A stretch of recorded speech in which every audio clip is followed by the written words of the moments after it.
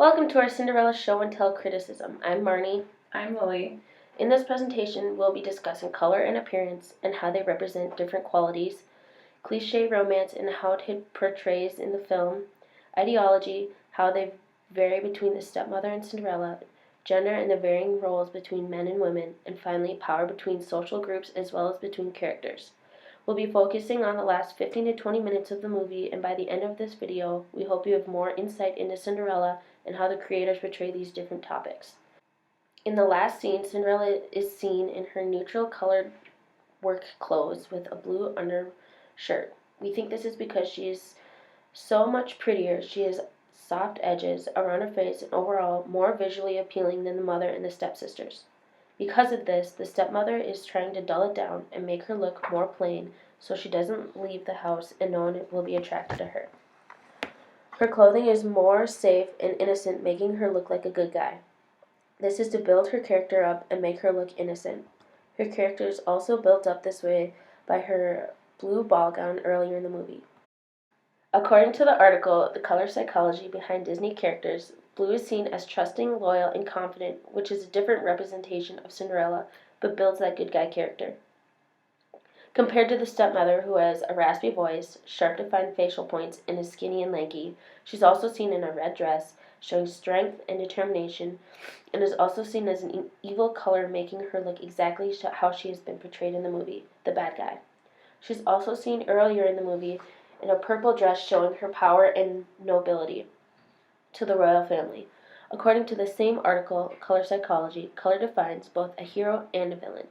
Blues were almost always used for good guys. Red, purple, and black are definitely bad guys, which further proves Cinderella is the good guy and the stepmother is the bad guy.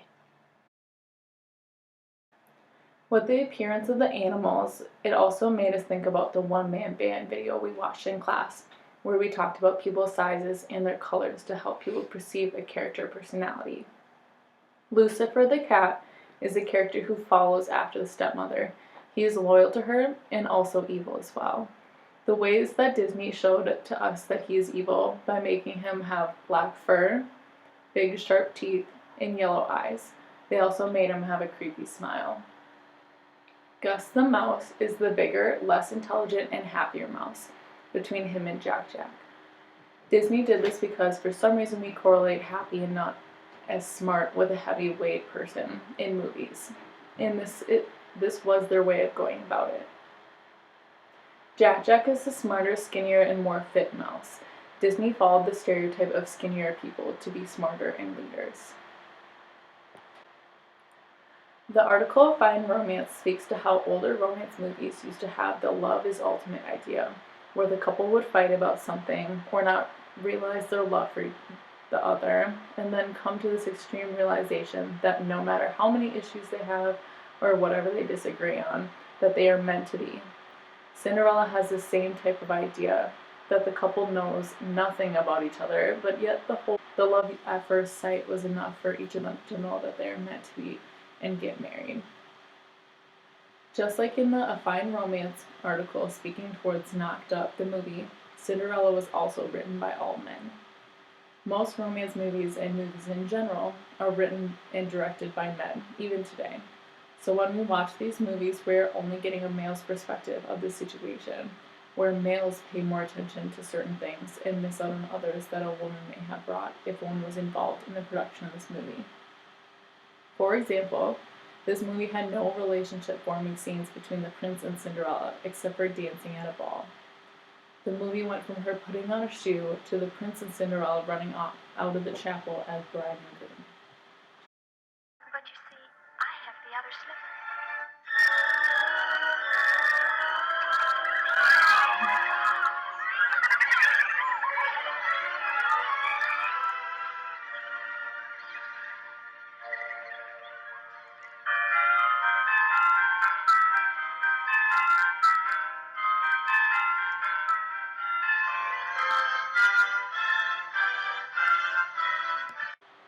Next we have ideology. In the article we read and discussed in class, Ideology and Consciousness, ideology was defined as organized thought, sets of values, orientations, and predispositions that are expressed through technology, mediated, and interpersonal communications.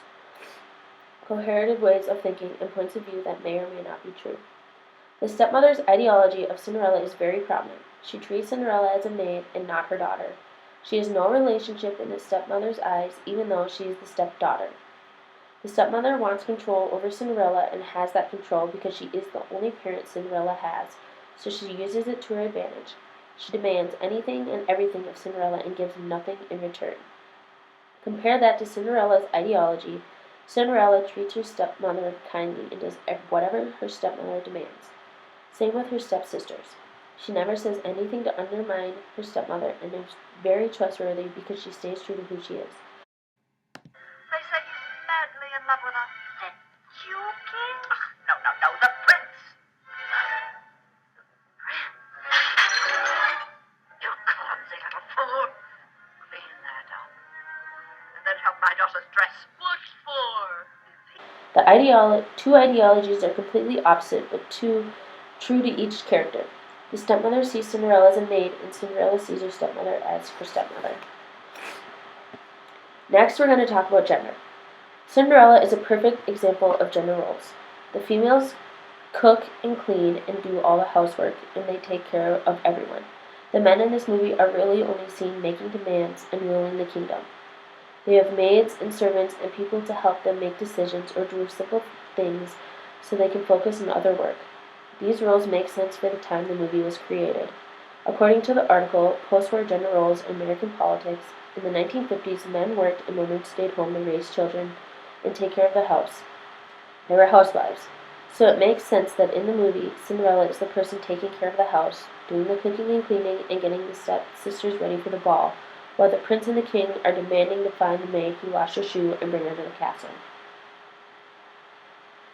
With the first sentence of the hegemony article, hegemony is the power or dominance that one social group holds over others. There are multiple characters in this movie that connected to this role. In the article, the definition goes on to say that hegemony applies to the differences between and among social classes within a nation, as well as others, but this one fit well with our prince character. Throughout the movie, Marnie and I noticed that most scenes with the prince had something to do with power. For example, the fact that he is royalty. He invites the ball in the glass slipper. With the royalty situation, the prince basically gets whatever he wants, and it is set up for him by someone else. Like with the ball invites. The ball invitations were sent out to every woman of a large distance, and they were basically expected and required to come to the ball. It wasn't really an option. The largest power situation we found is the fact that they are trying to find the woman whose foot fits into the glass slipper, but the prince is not even the one who goes with to try the shoes on to the women. He has a worker go and do it for him, as well as the fact that when the shoe fits Cinderella, the immediate next scene is a wedding. So basically the shoe fit, and now she's married to him. The stepmother follows the same role. She wants to have power over Cinderella because she sees her as a threat to her daughters and will do anything to get Cinderella out of the way, including locking her in the attic. The mother's power character also follows the quote from Hegemony article. Hegemony is more than social power itself. It is a method for gaining and maintaining power that connects because all the stepmother wants is to have and maintain power over Cinderella. Following the hegemony power definition in the article, the king also wants to, and has control and power issues as well. This shows that his randomly and over-the-top changing of his personalities and attitudes if he is disappointed with something that happens. For example, he is over-the-top happy the second he finds out the prince met someone at the ball, then immediately furious when he found out they lost a woman, and then excited but also threatening when he states, "You try this on every maid in my kingdom, and if it fits, bring her in." As in, she has no choice, that is what is happening, as well as the fact that he refers to every woman as a maid. But sire, this slipper may fit any number of girls. That's his problem. He's given his word. We'll hold him to it. No, your highness. I'll have nothing to do with it. You'll try this on every maid in my kingdom. And if the shoe fits, bring her in. Yes, Your Majesty. With Cinderella's lack of power role, it follows the idea that she was excited for her new family members and did not want to disappoint them. So she started out by doing chores and all the work and then became stuck in the role, but it became worse over time. Now that we've gone through color and appearance, romance, ideology, gender and power in Cinderella, we hope that when you watch Cinderella, whether it's based off of what is happening in the real world or if the character is purposely being portrayed as a villain, you have your eyes more open to the intention behind the creating of characters.